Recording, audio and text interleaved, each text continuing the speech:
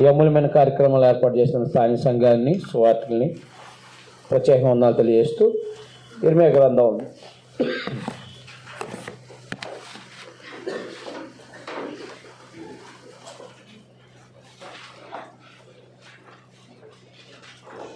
8వ అధ్యాయము మొదటి నుంచి చదువుదాం. ఇర్మియా గ్రంథం మొదటి అధ్యాయం 8వ అధ్యాయం మొదటి నుంచి. మనం గత నిన్నటి దగ్గర నన్ను ఆలోచన చేసినవే. ఇర్మియా దేవుడు ఏర్పాటు చేసుకున్నాడు ఇర్మియాని. వారు భయంకరమైన అరణ్యంలో నుంచి నడిపించిన దేవుణ్ణి ఇశ్రాయేలు మర్చిపోయారు. వారి యొక్క జనాంగం దేశం కలుషితమైపోయింది.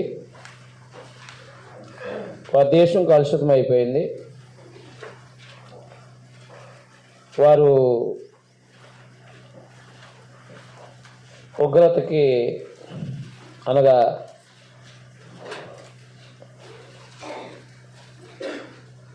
ఉత్తర దేశాల నుంచి వచ్చే బబులోన్ దేశాల నుంచి వచ్చే నాశనానికి పాత్రులని, అలాగే వారు దేవుని కోపం పుట్టించే కార్యక్రమాలు జరిగించారని,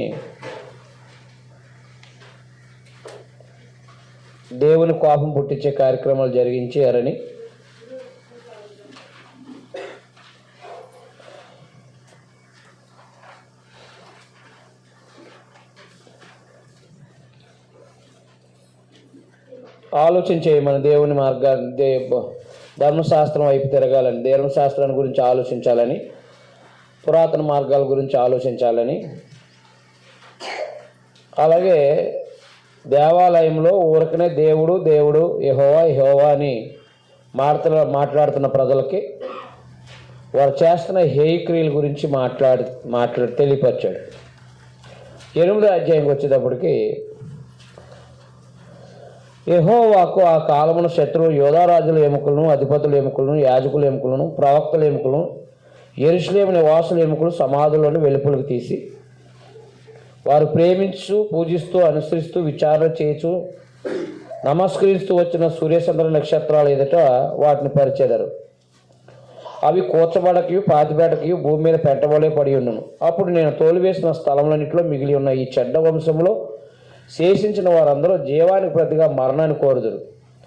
సైన్యములకు అధిపతికి యెహోవాకు ఇదే మరియు యెహోవా ఇలాగ సెలవిస్తున్నాడని వారితో చెప్పు. మనుషులు పడి తిరిగి లేవకుందరా? తొలగిపోయిన తర్వాత మనుషులు తిరిగి రారా? యెరూషలేము ప్రజలు ఏల విశ్వాసఘాతకులై నిత్యము ద్రోహం చేస్తున్నారు. వారు మోసమును ఆశ్రయం చేసుకుని తిరిగి రామని ఏల చెప్తున్నారు. నేను చెవియొగ్గి వారు మాటలు విని ఉన్నాను, పనికిమాలిన మాటలు వారు ఆడుచున్నారు. నేనేమి చేసినని చెప్పి తన చెడుతనాన్ని గురించి పశ్చాత్తాపడం అక్కడనూ లేకపోయాను. యుద్ధమునకు చొరబడు గుర్రం వలె ప్రతివాడు తనకిష్టమైన మార్గమున తిరుగుతున్నాడు. ఆకాశములకు ఎగురు సంకుబుడు కొంగి అయినను తన కాలం నెరుగును. అండర్లైన్ చేయండి. తెల్లగోవయు, మంగళ కత్తి పెట్టయు, ఓదే కొరకును తాము రావలసిన కాలమును ఎరుగును. అయితే నా ప్రజలు యెహోవా న్యాయ విధిని ఎరగరు. నా ప్రజలు అంటే పక్షులు తమ కాలాన్ని తాము గుర్తించగలుగుతున్నాయంట, కానీ యోధా జనాంగము యెహోవా న్యాయ విధిని వాళ్ళు ఎరగట్లేదంట. మేము జ్ఞానులమని యెహోవా ధర్మశాస్త్రం మా ఎద్దనున్నదని మీరు ఎలా అందరు? ధర్మశాస్త్రం అందు అతిశయిస్తున్న నీవు అని అంటాడు కదా పౌలు గారు. అలాగా మేము జ్ఞానులమనియు యెహోవా ధర్మశాస్త్రం మా ఎద్దనున్నదని మీరు ఎలా అందరు? నిజమే, కానీ శాస్త్రులు కళ్ళకలము అబద్ధముగా దానికి అపార్థం చేయుచున్నది. జ్ఞానులు అవమానం పొందిన వారైరి, వారు విస్మయం పొంది చిక్కుబడి ఉన్నారు. వారు యెహోవా వాక్యము నిరాకరించిన వారు. వారికి ఏ పాటి జ్ఞానం కలదు గనుక వారి భార్యలను అన్యులకు అప్పగింతును. వారిని జయించి వారికి వారి పొలాలను అప్పగింతును. అల్పులేమి గనులేమి అందరూ మోసం చేసి దోచుకుని వారు. ప్రవక్తలేమి యాజకులు అందరూ వంచకులు. సమాధానం లేని సమయంలో సమాధానమని వారు చెప్పుచు నా జనులు గాయం పైపైన మాత్రమే బాగు చేదురు. తాము హేయమైన క్రియలు చేయుచున్నందున సిగ్గుపడాల్సి వచ్చిన కానీ వారు ఏమాత్రమును సిగ్గుపడరు. అవమానం నొందితమని వారికి తోచనే లేదు కనుక వారు వారు పడిపోదురు. నేను వారిని విమర్శించగలను, వారు తొట్టిల్దరని యెహోవా సెలవిస్తున్నాడు. ద్రాక్ష చెట్టున ఫలములు లేకున్నట్లు, అంజరు చెట్టున అంజరు పనులు లేకున్నట్లు, ఆకులు వాడిపోయినట్లు నేను వారిని బొత్తిగా కొట్టివేస్తున్నాను. వారి మీదకి వచ్చి వారిని నేను అలాగును పంపుతున్నాను. ఇదే యెహోవాకు. మనం ఎలా కూర్చుని ఉన్నాము, మనం పోగుపడి ప్రాకారం గల పట్టణంలోనికి పోదుము, అక్కడనే చచ్చిపోదాం రండి. యెహోవా మనల్ని నాశనం చేస్తున్నాడు. ఆయనకు విరోధంగా మనం పాపం చేసినందుకు మన దేవుడిని యెహోవా మనకు విషజలం త్రాగిస్తున్నాడు. మనము సమాధానం కొరకు కనిపెట్టుకుంటున్నాము కానీ మేలేమీ రాదాయను. క్షేమం కొరకు కనిపెడుతున్నాం కానీ భీతి కలగదని చెప్పుదురు. దాని నుండి వచ్చి వారి గుర్రములు బుస్సలో వినబడిను. వారి గుర్రములు సకిలింపు ధ్వని చేత దేశమంతా కనిపిస్తుంది. వారు వచ్చి దేశమును అందులో యావత్తును నాశనం చేయుదురు. పట్టణం అందులో నివసించి వారి నాశనం చేయుదురు. నేను మిడునాగులను మీలోని పంపుచున్నాను. అవి మిమ్మల్ని ఖర్చును, వాటికి మంత్రం లేదు. ఇదే యెహోవాకు. నా గుండె నా లోపల సొమ్మసిల్లుతుంది. నేను దేని చేత దుఃఖోపశాంతి చెందుదును? యెహోవా సియోనులో లేకపోయినా, ఆమె రాజు ఆమెలో లేకపోయినా అని బహుదూర దేశం నుండి నా ప్రజల రోదన శబ్దం వినబడుతుంది. వారి విగ్రహముల చేతను అన్యమైన మాయారూపాల చేత నాకేల కోపం తెప్పించదని. కోతకాలం గతించున్నది, గ్రీష్మకాలం జరిగిపోయాను, మనం రక్షణ నొందకయే ఉన్నాం అని చెప్పుదురు. నా జనులు వేదన బట్టి నేను వేదన పడుతున్నాను, వ్యాఖ్యలు పడుతున్నాను. ఘోర భయం నన్ను పట్టి ఉంది. గిలాదులో గుగ్గులు ఏమీ లేదా, అక్కడ ఏ వైద్యుడు లేడా? నా జనులకు స్వస్థత ఎందుకు కలగపోతున్నది? అప్పుడు 8వ అధ్యాయంలో ఏం మాట్లాడాడంటే, ఏ విగ్రహాలని అంటే లేకపోతే ఏ యొక్క విగ్రహాలని పూజించారో ఆ విగ్రహాల కాడ వీరి ఎముకలు అనేవి వెంట వలె వేయబడతాయని చెప్పాడనమాట. ఏ విగ్రహాలకైతే నమస్కారం చేస్తున్నారో ఆ విగ్రహాల దగ్గర వీళ్ళ యొక్క సమాధుల యొక్క ఎముకలు పడి ఉంటాయని, అలాగే ప్రతి వాడు తనకి ఇష్టమైన మార్గాన్ని తొలగిపోతున్నాడని దేవుడు తెలియపరిచాడు ఇర్మియా ద్వారా. ప్రతివాడు తనకి ఇష్టమైన మార్గాన్ని తిరుగుతున్నాడు కానీ ఆలోచన చేయట్లేదంట.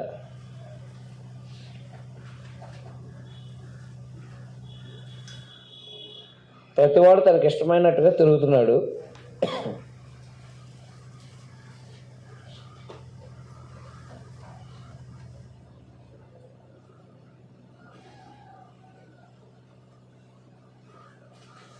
ప్రతివాడు తనకి ఇష్టమైనట్టుగా తిరుగుతున్నాడు. ధర్మశాస్త్రాన్ని గురించి దేవుని ధర్మశాస్త్రం గురించి ఆలోచన చేయట్లేదంటండి. తనకి ఇష్టమైన తిరుగుతున్నాడు కానీ ధర్మశాస్త్రాన్ని ఆలోచన చేయట్లేదంట.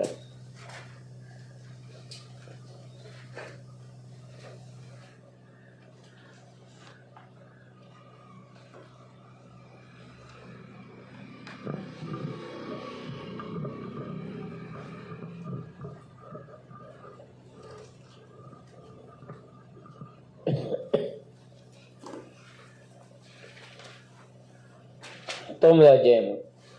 నా జనుల్లో హతమైన వారిని గురించి నేను దేవరాత్రి కన్నీరు విడిచినట్లు నా తల జలమయంగాను నా కన్నీళ్లు ఊటగా ఉండును గాక. నా జనులందరూ వ్యభిచారులను ద్రోహుల సమూహమునై ఉన్నారు. ఆహా, అరణ్యములో బాటసారులు బసనాకు దొరికినంత మేలు. నేను నా జనులు విడిచిన వారి అద్దె నుండి తొలగిపోదును. వెండ్లను త్రొక్కిన వచ్చినట్లు అబద్ధమాటుగా వారు తమ నాలుకను వంచుదురు. దేశంలో తమకున్న బలమును నమ్మకంగా ఉపయోగపరచరు.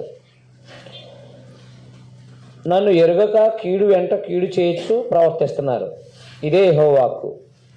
అదేనా, దేవుని ఎరగని వాళ్ళు కీడు వెంట కీడు చేస్తూ ఉంటారు. అలాగనే యోధా జనాంగం నన్ను ఎరగక కీడు వెంట కీడు చేస్తూ ప్రవర్తిస్తున్నారు. ఇదే యెహోవాకు. మీలో ప్రతివాడు తన పొరుగువాని విషయమై జాగ్రత్తగా ఉండాలి. తన సహోదరుని నమ్మకండి. ఏ సహోదరుని నమ్మకం నిజముగా తన ప్రతి సహోదరు తంత్రకొట్టే తన సహోదరుని కొంపముంచును. ప్రతి పొరుగువాడు కొండములు చెప్పుడుగా తిరుగులాడుతున్నాడు. దాని దేవుని ఎరగిన వాడు ఏం చేస్తాడు? ఏదైనా చేస్తాడు. సత్యం పలక ప్రతివాడు తన పొరుగువాడు వంచును. అబద్ధములాడి తమ నాలుకలు అభ్యాసం చేస్తున్నారు. ఎదుటి వాడిని తప్పులు పట్టాలని ప్రయాసపడుతురు. నీ నివాస స్థలం కాపట్యం మధ్యనే ఉంది. వారు కపటులై నన్ను తెలుసుకొని అనుకున్నారు. ఇదే యెహోవాకు. కావున సైన్యములకు అధిపతి యెహోవా ఇలా సెలవిస్తున్నాడు, ఆలకింపుము, వారిని చొక్కము చేయనట్లుగా నేను వారిని కరిగిస్తున్నాను. నా జనులు బట్టి నేను మీరు మరేమి చేయదును. వారి నాలుక ఘాతుకు బాణము, అది కాపట్యం పలుకుతుంది. ఒకడు మనసులో వంచనాభిప్రాయం ఉంచుకుని నోట తన పొరుగువానితో సమాధానంగా మాట్లాడును. నేను ఈ సంగతులు తెలుసుకుని వారిని శిక్షించకపోదునా, ఇటు జనులకు నేను ప్రదర్శన చేయకుందునా, ఇదే యెహోవా వాక్యం. అంటే వీళ్ళు ఏం చేస్తున్నారన్నమాట? దేవుని విడిచిపెట్టేసి ఇక అన్ని జనులు ఎలా ప్రవర్తిస్తున్నారో అలాంటి ప్రవర్తనలోకి వెళ్ళిపోయారనమాట. అదైందండి. సాటి మనిషికి సహోదరుడు అంటే వాళ్ళు ఒకే జాతి కుటుంబీకులు కాబట్టి, జాతిలో వచ్చిన వాళ్ళు కాబట్టి అందరూ సహోదరులు అంటారు. మీకు అర్థమైందండి. కాబట్టి సహోదరులకి ఏం చేస్తున్నారంట? దేశంలో ఉన్న ప్రతి ఒక్కడు ఇశ్రాయేలు ఎవడైనా యూదుడు ఎవడైనా వాడు సహోదరుడే. అర్థమైందండి. కాబట్టి తన సహోదరులకి ఏం చేస్తున్నారంట? వీళ్ళు కీడు చేస్తున్నారంట. ప్రతివాడు అబద్ధాన్ని అభ్యాసం చేస్తున్నాడంట. కపటం నివాసాల కాపట్యం మధ్యనే ఉంది. వారు కపటులై నన్ను తెలుసుకుని అనుకోండి, ఇదే యెహోవాకు. కాబట్టి వాళ్ళ ప్రవర్తన వల్ల తెలుసుకోలేకున్నారు. ఇప్పుడు దేవుడు లేడిన వాళ్ళు ఎవరో అంది కీర్తనలో చెప్పాడు కదా 14లో, దేవుడు లేడిన వారు బుద్ధిహీనులు, అసహ్యులు, చెడు కార్యములు చేసేవారు. యోధా జనాంగానికి దేవుడు ఉన్నా వీళ్ళు దేవుని మర్చిపోయారు కాబట్టి వీళ్ళు చెడు క్రియలు చేస్తున్నారన్నమాట. అందువల్ల ఒకవేళ ఎవరైనా ఒకరిని తక్కువ చేసే మనస్తత్వం వాళ్ళు ఉన్నా పైకి మాత్రం సమాధానంగా మాట్లాడడం అనేది జరుగుతుందంట కదా. చాలామంది ఏమంటారంటే ఎదురుకుండా బాగా పొగుడుతారు, వెళ్ళిన తర్వాత ఏమంటారంటే ఆడే ఏం రాదండి అడిగి అంటారు. అంతేనా? అది వంచనాభిప్రాయం. కాబట్టి సమాధానంగా మా పొరుగువానితో సమాధానం, వంచనాభిప్రాయాన్ని ఉంచుకుని నోట తర పొరుగువానితో సమాధానంగా మాట్లాడడం అన్ని జనుల యొక్క అనగా దేవుణ్ణి ఎరగని వాడి స్వభావం అది. మీకు అర్థమైందా? దేవుడిని ఎరుగుని వాడు ఏం చేస్తాడు? కీర్తన 15లో చెప్పినట్టుగా యెహోవాని గుడారంలో అతిథిగా ఉండదగిన వాడు నీ పరిశుద్ధ పర్వతం మీద నివసింపదగిన వాడెవడు? నీతిని అనుసరించి యథార్థంగా హృదయపూర్వక నిజం పలుకువాడే అనా. యథార్థంగా మాట్లాడేవాడు ఏం చేస్తాడంటే, యథార్థంగా మాట్లాడేవాడు హృదయంలో వంచిన అభిప్రాయం ఉండదు. అందువల్ల దేవుణ్ణి ఎరగని వాళ్ళు, మీరు దేవుణ్ణి ఎరగని వాళ్ళ స్వభావాన్ని గురించి వివరించడానికి 9వ అధ్యాయము అదైనా ఈ 3వ వచనం లేకపోతే నా 3వ వచనం నుంచి 9వ వచనం వరకు కూడా తీసుకోవచ్చు. ఎవరాల్లో కీర్తన 14 అదైనా ఇర్మియా గ్రంథం 9వ అధ్యాయం 1 నుంచి 9 వరకు తీసుకోవచ్చు. అక్కడ లక్షణాలు ఇక్కడ లక్షణాలు ఒకేలాగా ఉంటాయి. అర్థమైందా? అర్థం లేదా? కాబట్టి దేవుని బిడ్డలైనటువంటి వాళ్ళు దేవుని ఎరిగిన వాళ్ళు కాబట్టి వంచనాభిప్రాయం ఏం మాట్లాడకుండా వాస్తవం ఏదైనా విషయం మాట్లాడుకోవడం అంతే అయిపోయింది. కాబట్టి వంచనాభిప్రాయాన్ని ఉంచుకోవడం అనేది దేవుని బిడ్డల లక్షణం కాదు. దేవుని ఎరిగిన వాడు హృదయంలో వంచనాభిప్రాయాన్ని కలిగి ఉండడు. దేవుని ఎరిగిన వాడు ఏం చేస్తాడంటే ఉన్నది ఉన్నట్టుగా మాట్లాడతాడు, మొహమాటం లేకుండా. 10వ వచనం, పర్వతముల విషయమే రోదనయు అంగలార్పు చేయుదును, అరణ్యంలోని మేతస్థలాలను బట్టి విలాపం చేయుదురు. అవి పాడేను, సంచారం చేయవాడు ఎవడో లేడు. పశువుల అరుపులు వినబడవు, ఆకాశ పక్షుల జంతువులు పారిపోయాను, అవి తొలగిపోయి ఉన్నాయి. యెరూషలేము పాడు దెబ్బలుగా నక్కలుగా చోటుగా నేను చేస్తున్నాను. యోధా పట్టణంలో నివాసి లేని పాడు స్థలముగా చేస్తున్నాను. ఈ సంగతి గ్రహింపగల జ్ఞాని ఎవడో? దాన్ని వాడు తెలియచేయనట్లు యెహోవా నోటి మాట ఎవరికి వచ్చెను? ఎవడను సంచరించకుండా ఆ దేశం ఎడారి వల్ల ఏల కాలిపోయాను, పాడైపోయాను.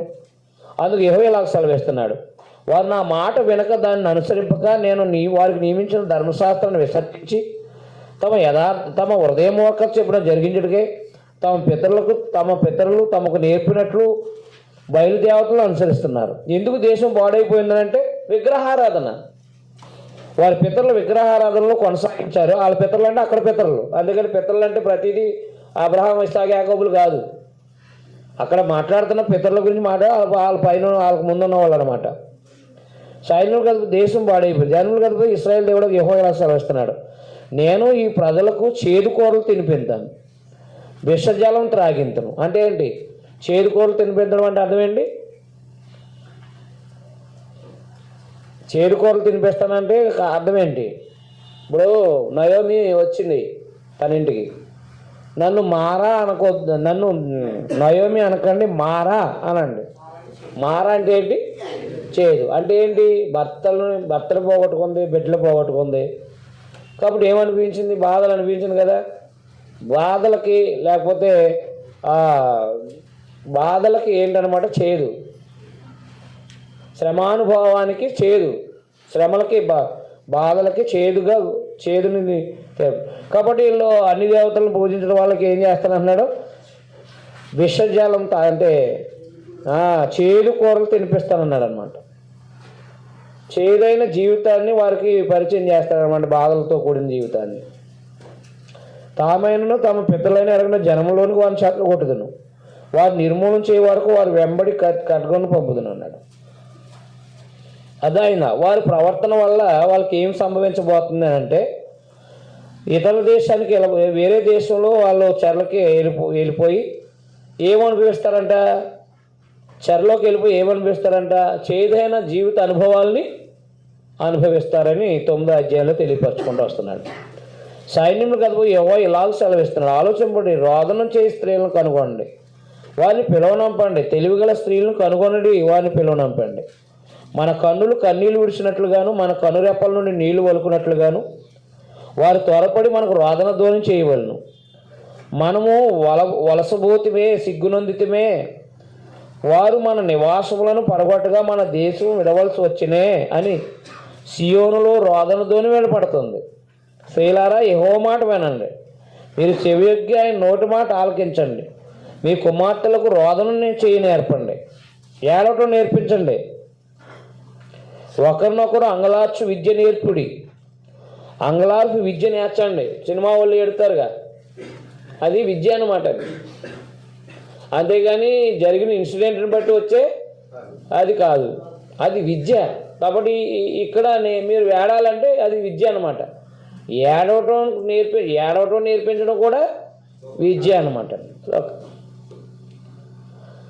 కాబట్టి రాబోయే నాశనాన్ని గురించి చెప్తున్నాడు. కాబట్టి మీ పిల్లలకి ఏడవడం నేర్పించండి, లేదా ఏడవడం నేర్పించకపోతే అలా చూస్తారు అంతే. అంతేనా? ఎదురుగుండా భర్తను చంపేసినా, బిడ్డలను చంపేసినా ఏడవటం రాకపోతే ఏం చేస్తారు? అలాగే చదువుతారు. మీకు అర్థమైందా?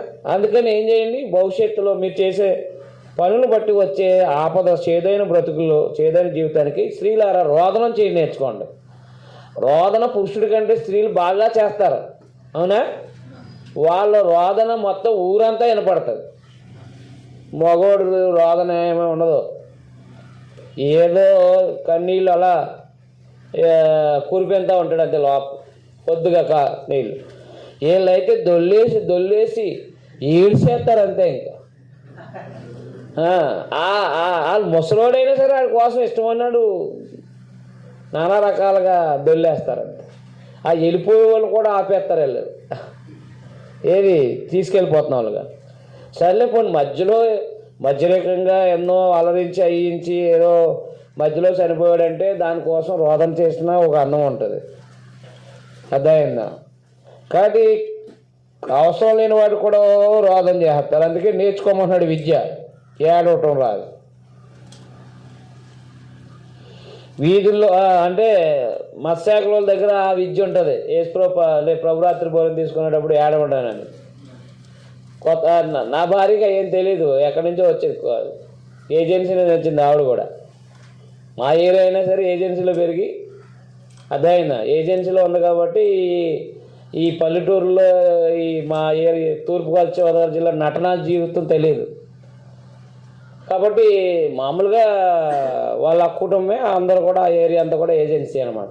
ఏజెన్సీ వాళ్ళతో కలిసి ఉంది కాబట్టి అవే నటించడం రాదనమాట.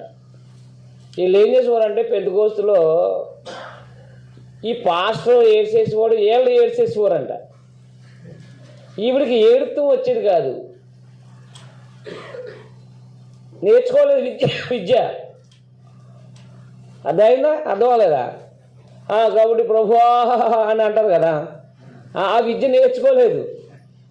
విద్య లేకపోతే ఏంట్రా మొబైల్ అందరూ ఏడుతున్నారు, నేను ఏడకపోతే మళ్ళీ ఏమనుకుంటారో, నేను భక్తి కలిగిందని కాదనుకుంటారేమో అని చెప్పేసి వాళ్ళ కుటుంబ బాధలు జ్ఞాపకం చేసి ఏడ్చిదంట. ఇప్పటికీ చెప్పే జోకే అది, ఇప్పటికీ చెప్తూ ఉంటుంది అప్పుడప్పుడు. వీళ్ళు ఏడుతున్నారు, నాకు ఏడుతూ రావట్లేదు అలాంటే వీళ్ళు నటనా జీవితంలోకి వెళ్ళిపోయారు. అర్థమైందా? అది ఈ నటనలోకి వెళ్ళిపోయారు, భక్తి నటనలోకి వెళ్ళిపోయింది. ఓహో ప్రభు అంటూ ఉంటాడు పైన ఉన్నవాడు, ఎవరు సేవకుడు అంటే వీళ్ళేమో మా కోసం అని వీళ్ళు చేస్తూ ఉంటారు. ఈ అరుపులకి ఇప్పుడు భయం వేసి ఏడుతూ రాక ఏం చేయాలిరా బాబా, ఏడితే ఎడకపోతే వీళ్ళు నన్ను ఏమనుకుంటారని చెప్పేసి ఏడుతూ ఎలాగంటే వాళ్ళ కుటుంబ బాధ జ్ఞాపకం చేసి ఏడ్చిందంట. నీకు అర్థమైందా? అలా యాక్ట్ చేయాలి. అందులోనూ ఇప్పుడు యాక్షన్ చేయక్కర్లేదు, క్రీస్తు సంఘంలోకి వచ్చాక యాక్ట్ చేయాల్సిన అవసరం లేదని చెప్పేసి. అవును, మరి ప్రభు సంఘంలో ఏమీ నటించాల్సిన అవసరం లేదు. ఊహు అంటే ఏమనక్కర్లేదు, అర్థమైందా? తర్వాత శరబరా అనకూడదు, అనక్కర్లేదు, నేర్చుకోక్కర్లేదు. ఆడు ఏమంటున్నాడో అదే రకంగా మాట్లాడాలి కదా, ఇవన్నీ అక్కర్లేదు. ఈ నటన జీవితము అనేది ప్రమాదం. కాబట్టి వీళ్ళకి రోదన చేయడం అంతా సుఖభోగాలు అనిపిస్తున్నారు కదా, రాబోయేదేమో నాశనం, ఖడ్గం, తెగులు, కరువు, వీటిలో రోదనం చేయటం నేర్చుకోమని చెప్తున్నాడు అనమాట. స్త్రీలారా యెహోవా మాట వినండి, మీరు చెవికిన ఆయన నోటి మాట ఆలకించండి. మీ కుమార్తెలకు రోదనం చేయి నేర్పండి. మీకు అర్థమైందా? మీ కుమార్తెలకు రోదనం చేయి నేర్పండి. ఒకరినొకరు అంగలార్పు విద్య నేర్పండి. ఏడవటం ఇలాగమ్మా అనేది చిన్నది, అవునా కదా, అనేది పెద్దది అని ఇలా విద్య నేర్పమని చెప్తున్నాడు అనమాట. కారణం ఏంటంటే వచ్చే భయంకరమైన స్థితి అది అనమాట.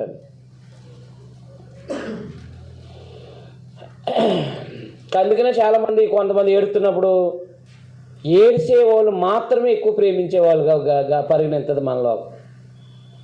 వాడికి ఎంత లోపల ఆ చచ్చిపోయినోడు ముసలోడి మీద ఎంత ప్రేమ ఉన్నా, ఎంత అనురాగం ఉన్నా, వాడు ఏడకపోతే వీడి తాత అంటే వీడికి ఇష్టం లేదంటారు అంతే.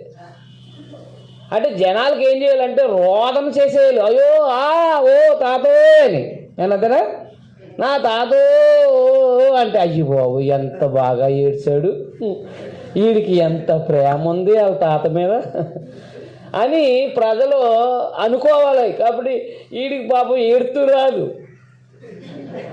కానీ వాళ్ళ తాత మీద ప్రేమ ఉంది. ఆ ఏడుతూ రానోడిని లోకం ఏమంటుందంటే అసలు ప్రేమే లేదు అడిగి, అసలు కన్నీళ్ళు కూడా రాలేదు అడిగి, కఠినుడు అంటారు అంతే. అందుకని విద్య అనేది ఏడవటం కూడా నేర్చుకోవాలి. ఇక రాబోయే యెరూషలేము నాశనం భయంకరమైంది కదా, అమ్మ మేము పిల్లలకి ఏడవడం నేర్పించాను. సుఖభోగాల్లోకి వెళ్ళిపోయారు కదా, ఏడవడం ఏం తెలుతలేదు కదా. ఇప్పుడు సమస్య దేశానికి వస్తుంది, విద్య నేర్పండి.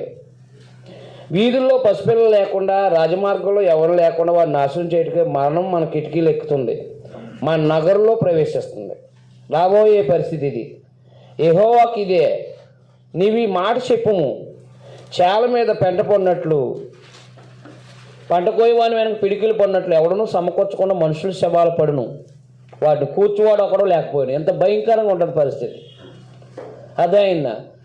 ఎక్కడ పడితే అక్కడికి వచ్చి ఈ క్రూరులు అనమాట వీళ్ళు. ఏది ఈ బబులోనీళ్ళు అందరూ ఎవరో క్రూరులు. వీళ్ళు ఇక చిన్నపిల్లలని, యవనస్తులని, లేకపోతే ముసలు తలనేరిసిన వాళ్ళని ఏం చేయరంటే జాలి చూపించరు. అలాంటి జాలి చూపించుకోకుండా చంపుకుంటూ పోతుంటే ఈ ఉన్న వాళ్ళు ఏడవటం అనేది రావాలన్నమాట. అలాగూ ఏడవటం నేర్పించండి అమ్మా అని తెలియపరుస్తున్నాడు. యెహోవా ఇలా సెలవిస్తున్నాడు, జ్ఞాని తన జ్ఞానాన్ని బట్టి, సూర్యుడు తన శౌర్యాన్ని బట్టి అతిశయించకూడదు, ఐశ్వర్యవంతుడు తన ఐశ్వర్యాన్ని బట్టి అతిశయించకూడదు. అతిశయించేవాడు దేని బట్టి అతిశయించాలనగా భూమి మీద కృప చూపుచు నీతి న్యాయములు జరిగిస్తున్న యెహోవా నేనే అని గ్రహించి నన్ను పరిశీలనగా తెలుసుకున్న బట్టి అతిశయించాలి. కాబట్టి 22, 23, 24 వచనాలు అండర్లైన్ చేసుకోండి. జ్ఞాని తన జ్ఞానాన్ని బట్టి అతిశయించకూడదు, జ్ఞానం ఇచ్చిన దేవుని అతిశయించాలి. సూర్యుడు తన బలాన్ని బట్టి అతిశయించకూడదు, బలాన్ని కలగజేసిన దేవుని అతిశయింపడాలి. ఐశ్వర్యవంతుడు ధనాన్ని ధారాళంగా అనగా ఒకరిని ఐశ్వర్యవంతుడిగా చేయగలిగిన శక్తిమంతుడు మాత్రమే అతిశయించాలి తప్ప ధనాన్ని బట్టి అతిశయపడకూడదు. కాబట్టి దేవుని భూమి మీద కృప చూపుచు నీతి న్యాయములు జరిగిస్తున్న యెహోవా నేనే అని, నీతి న్యాయము జరిగిస్తున్న యెహోవా నేనే అని గ్రహించిన పరిశుభ్రంగా తెలిసిన బట్టి అతిశయించాలి. అట్టి వాటిలో నేను ఆనందించువానని యెహోవా సెలవిస్తున్నాడు. కానీ ఇక్కడ వీళ్ళు విగ్రహాల వైపుకి వెళ్ళిపోయి చెడు జీవితాన్ని ప్రాక్టీస్ చేసేసారు. అందువల్ల వాళ్ళకి రాబోయే శిక్షను తెలియజేసి ఏడవడం నేర్చుకొని అన్నాడు అనమాట. ఏడవడం నేర్పించండి మీ పిల్లలకి అన్నాడంటే, స్త్రీలని మీ పిల్లలకి ఏడవటం నేర్పించండి అన్నాడంతే. కాబట్టి ఏంటి మరి పరిస్థితి ఏంటి? ఈ లోక సంబంధమైన దాన్ని బట్టి అతిశయించుకోవడం అంటే వీళ్ళ గర్వము, వీళ్ళ యొక్క పరిస్థితులు అన్నీ కూడా ఇలాగ వెలిగినాయి. అయితే దేవుడు దేంట్లో ఆనందిస్తాడంటే ఆయన్ని తెలుసుకుంటూ బట్టి, ఆయన ఎందుకు అతిశయించడం బట్టి ఆనందించేది ఆయన. కాబట్టి దేవుని ఆనందించాలంటే క్రైస్తవుడు కూడా దేవుని ఆనంద పెట్టాలంటే ఏం చేయాలి? కొద్ది బతులు చెప్పాడు కదా మొదటి అధ్యాయం లాస్ట్ వచనంలో, అతిశయించేవాడు ప్రభునందే అతిశయించాలన్నమాట. అంటే భూమి మీద ఉన్న దేన్ని బట్టి అతిశయపడకూడదు అన్నమాట. కలగజేసిన ఆయన అందే అతిశయపడాలి తప్ప కనబడుతున్న దాని మీద అతిశయపడడం అనేది సరైనది కాదన్నమాట. క్రైస్తవుడు కూడా ప్రభువుని బట్టి అతిశయపడాలి తప్ప మనకున్న భౌతికమైన టాలెంట్ని బట్టి కానీ, లేకపోతే జ్ఞానం, ఐశ్వర్యం వీటిని బట్టి అతిశయించకూడదని, బలాన్ని బట్టి అతిశయించకూడదని మనకు కూడా చెప్పడం జరిగింది. అన్యజనులందరూ సున్నతి పొందిన వారు గనక, ఇశ్రాయేల్ అందరూ హృదయ సంబంధమైన సున్నతి పొందిన వారు కారు గనక, రాబో దినాల్లో సున్నతి పొంది సున్నతి లేని వారి వల్లే నుండు ఐగుప్తీయులు, యోధావారు, ఎదోమీయులు, అమ్మోనీయులు, మోయాబీలు గడ్డ ప్రక్కలు కత్తిరించుకుని అరణ్యవాసులైన వారిని అందరినీ నేను శిక్షించను, ఇదే యెహోవా అన్నాడు. ఏం చెప్పాడు 9వ అధ్యాయంలో? ఏం తెలియపరచాడు 9వ అధ్యాయంలో?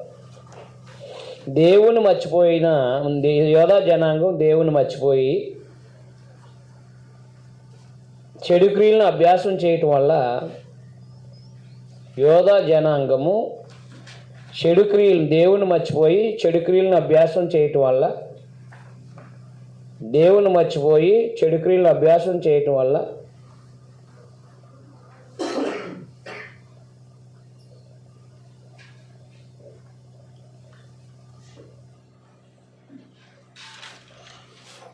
యెరూషలేముని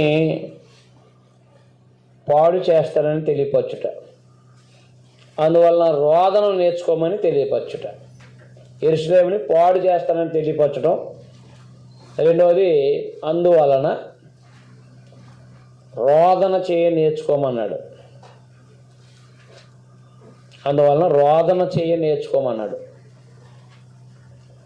రోదన చేయడం నేర్చుకోమన్నాడు అన్నమాట. నాశనం చేయబోతున్నాడు కాబట్టి రోదన నేర్చుకుని ఉండండి.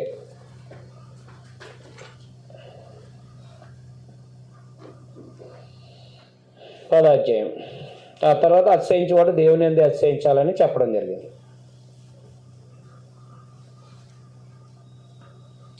అతిశయించేవాడు దేవుని యందు అతిశయించాలని చెప్పడం జరిగింది.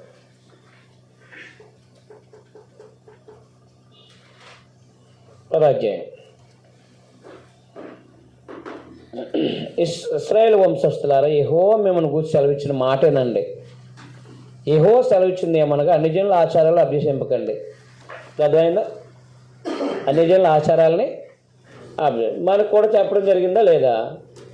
కొలసి పత్రిక 2:20 కూడా అవి చేత పట్టుకోవద్దు, రుచి చూడొద్దు, ఆ విధులకు అనుజనుల ఆచారాల వైపు వెళ్ళొద్దు అని చెప్పాడు. అవునా? అది అలాగే అనేక చోట్ల అన్యాచారాలని మనం ఆచరించకూడదని చెప్పడం జరిగింది. అన్యజనుల ఆచారాలను అభ్యసింపొద్దని ఇశ్రాయేల్ జనాంగం చెప్తుంది. విగ్రహారాధనలకు ఎప్పుడైతే వెళ్ళారో ఆచారాలు ఉంటాయన్నమాట.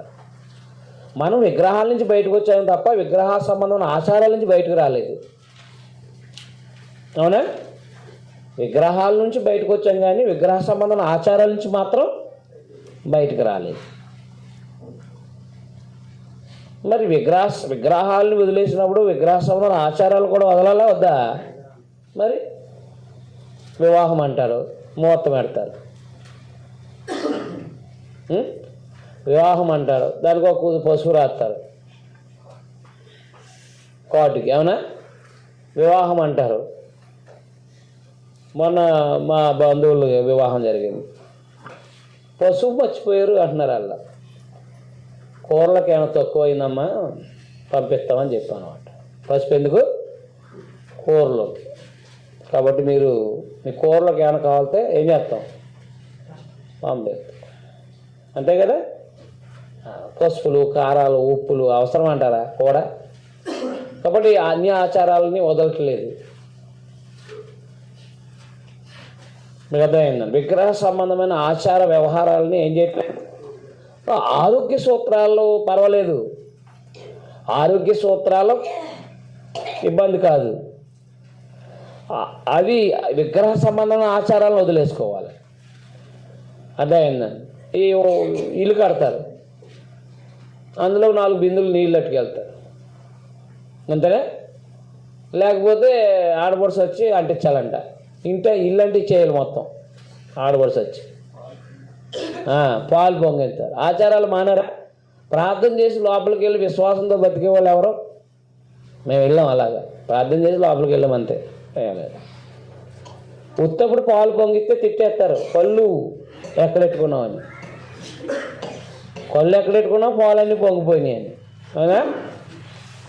అప్పుడు అనాలిగా పొంగిచ్చు. ఇప్పుడు అవసరానికి అయ్యి ఈ కావాలని పొంగిస్తానికే తెస్తారు లీటర్ పాలు. అవునా?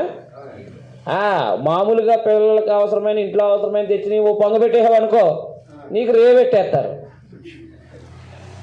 అదేనా? అదనమాట. ఆవుదోడు వేసి దాన్ని పేడేసి దాకా అలా కూర్చుంటారు. అది దుర్మార్గం, మరీ దుర్మార్గం. అది 2 వేయాలంట. మిగతా టైంలో వచ్చేసి అనుకోండి ఉతికారేస్తారు దాన్ని. కానీ ఇంట్లోకి వెళ్ళినప్పుడు మాత్రం ఏయి అని బతిమాలుతారు. ఈ ఏసీ దాకా వదలరు దాన్ని. దానికి పాపం వచ్చినా రాకపోయినా అది అలా నిలబడి ఏం చేస్తుందంటే ఏసీ దాకా ఉంటుంది. వేస్తేనే కానీ వీళ్ళు తినరు, భోజనాలు చేయరు. అది ప్రీమోహం కోసం మళ్ళీ దానికి ఏదో పెడతారండి. దుర్మార్గులు అనమాట. వీళ్ళకి కావాల్సినప్పుడు వచ్చేయాలి. మిగతా టైంలో ఏదైనా రోడ్డు మీద వేసిందా తిట్టేస్తారు. అదే ఏమి మూర్ఖమైన ఆచారాలు. మీకు అర్థమైందా? నేనంతా హేళన చేస్తాను అలాంటివన్నీ కూడా. మీకు అర్థమైందండి? కారణం ఏంటంటే దేవుని ఎందుకు విశ్వాసంతో బతికేటప్పుడు ఆచారాలతో సంబంధం లేదంతే. ప్రార్థన చేయడం, వెళ్తాం వైద్యం కోసం, అంతే, ఏం లేదు. పిల్లలు జరుచుకుంటారు, ప్రార్థన చేయటం అంతే, ఏం అవసరం లేదు. ఆ దయ్యం వస్తుంది, ఈ దయ్యం వస్తుంది, ఏం లేదు. ఎవడు చచ్చిపోయినా ఎవడో పైకి తిరగడాడు, ఖాళీగా ఉంటాడు ఏంటి, వెళ్ళిపోతాడు అక్కడికి. అర్థమైందా? కాబట్టి వెళ్ళిపోయినాడు అక్కడ బంధించబడతాడు, పైకి రాడు. ఈడు చచ్చిపోయినాడల్లా ఎవడు చచ్చిపోయాడో ఆడిని చూసి భయం వేస్తుంది. అవునా? కాబట్టి ఏయో తాళ్ళని అవని ఇవని కట్టుకుంటా అంటూ ఉంటారు. చచ్చిపోయినోడు రాడురా బాబు అని బైబిల్ చెప్తుంది. అవునా? వీళ్ళేమో ఆడు వచ్చాడు అంటారు వీళ్ళు. ఆడి బదులు నువ్వు ఏం చేస్తున్నావు అంటే నీకు ఎవడో ఏం నేర్పడో దాన్ని బట్టి భయపడుతున్నావు అనమాట. ఇలాంటి ఆచార వ్యవహారాలు అనేది వ్యర్థం. అవునా? రైట్. కాబట్టి ప్రార్థన చేసుకోవడం, అన్ని పనులు చేయటం అనమాట. ఏదో రాయాలి, ఏదో ఇలా పాముతేనే కానీ తృప్తి ఉండదు. అంతేనా? ఇలా అనాలి అనమాట. అవన్నీ వద్దు, అర్థమైందని. కాబట్టి దేవుని పిల్లగా గుర్తుపెట్టుకోవాల్సిన విషయాలు, అన్ని జనుల ఆచారములు వ్యర్థములు అంటే ప్రయోజనము లేనివి. ఎందుకు మనకి ఇంకా ప్రార్థన అంతే, ప్రార్థన చేసుకోవడం, గృహప్రవేశం చేయటం, ప్రార్థన చేయటం, పెళ్లి కుమారునిగా చేయటం, మంచి వస్త్రాలు వేయటం, తీసుకెళ్ళడం, వివాహం చేసేయటం ప్రమాణాలతో, అంతే అయిపోయింది. అంత సింపుల్గా చేయకూడదండి, ఏదో ఒకటి ఉండాలి అక్కడ. కాబట్టి ఏదో చిన్న సుక్క ఎట్టుతూ ఉంటారు, అదే ఎక్కడో చోట, ఇక్కడ ఏం చేయాలి, సుక్క ఎట్టాలి అంతే. అందరి జనంలో పెళ్లి కొడుకు ఎవడని తెలుసుకోవడానికా ఏంటి? ఎవడికి సుక్క ఉందో ఆడే పెళ్లి కొడుకనా? కాబట్టి అదనమాట. కాబట్టి ఇది గుర్తుపెట్టుకోండి. మిగతాటప్పుడు ఏదైనా అంటుకుందంటే సన్నపాటి సుక్క ఏం చేస్తారు, చీరిసేస్తూ ఉంటారు. ఆ రోజున తొత్త కావాలని పెట్టుకుంటారు. అద్భుతమైన ఆచారాలు ఇవన్నీ కూడా, ప్రయోజనం లేని. అడవిలో ఒకడు క్షమించి ఆచారం అభ్యంపకడ ఆకాశం ముందు అక్కడ సింహాలకు జనాలు భయపడను, అయితే మీరు వాటికి భయపడకండి. ఆకాశంలో అగపడే సింహాలకే భయపడకండి. జనముల ఆచారాలు అర్థాలు, అడవిలో ఒకడు చెట్టు నరుకున్నది నరకబడును, అది పనివాడు గొడ్డలతో చేసిన పని, వెండి బంగారం చేత పనివారు దాన్ని అలంకరించరు, అది కదలకున్నట్లు మేకులను పెట్టి చెట్టులతో పెట్టుకోటి దాన్ని నిలుపుతారు. అవి తాటి చెట్టు వలె తిన్నగా ఉన్నాయి, అవి పలకవు నడవనేరవు కనుక వాటిని మోయవలసి వచ్చాను. వాటికి భయపడకండి.